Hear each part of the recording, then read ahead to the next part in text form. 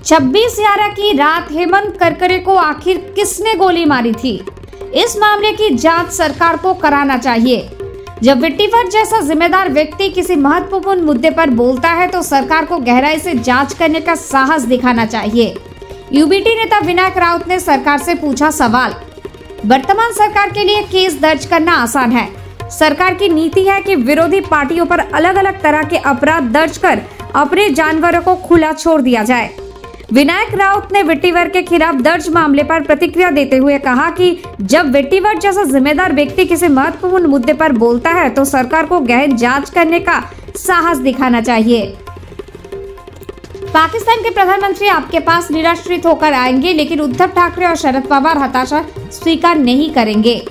UBT नेता विनायक राउत ने उस बयान पर प्रतिक्रिया दी है जिसमें उन्होंने कहा था कि प्रधानमंत्री मोदी ने बयान दिया था कि उद्धव ठाकरे और शरद पवार को हमारे साथ आना चाहिए। पाकिस्तान के प्रधानमंत्री हताश होकर आपके पास आएंगे, लेकिन उद्धव ठाकरे और शरद पवार भारत माता की रक्षा के लिए लड़ रहे हैं।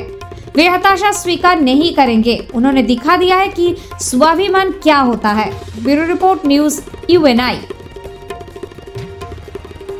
खरं म्हणजे गुन्हा दाखल करणं सध्याच्या सरकारला खूप सोपं आहे।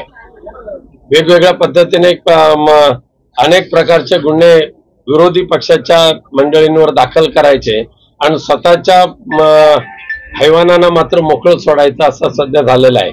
पण वडेट्टीवारांसारखा एक जबाबदार नेता ज्या एका महत्त्वाच्या मुद्द्यावर बोलतो त्याची सखोल चौकशी करण्याचं धाडस तरी दाखवावं की। विरोधकांनी असं सांगितलं की असल्या बालिश वक्तव्याला मला काय उत्तर द्यायची गरज नाही। मोदींचा जो काय प्रत्युत्तर करायचं असतं, घरपोच समाचार घ्यायचा असतो ते माननीय पक्षप्रमुख उद्धवजी ठाकरे साहेब घेतात आणि शरद पवार साहेब सुद्धा घेतात। पण मोदींना असं वाटत असेल सगळेच गद्दार आहेत, सगळेच बेईमान आहेत आणि ते माझ्यासमोर सगळे लाचारीने येतील असं जर त्यांना वाटत असेल, एक वेळ पाकिस्तानचे पंतप्रधान लाचारून तुमच्याकडे येतील, पण माननीय उद्धवजी ठाकरे आणि माननीय शरद पवार या खऱ्या अर्थाने भारत मातेच्या रक्षणासाठी लढतायत। ते लाचारी स्वीकारणार नाहीत। जो स्वाभिमान आहे तो काय असतो हे दाखवून दिलेला आहे त्यांनी। विनायकजी काय सांगाल?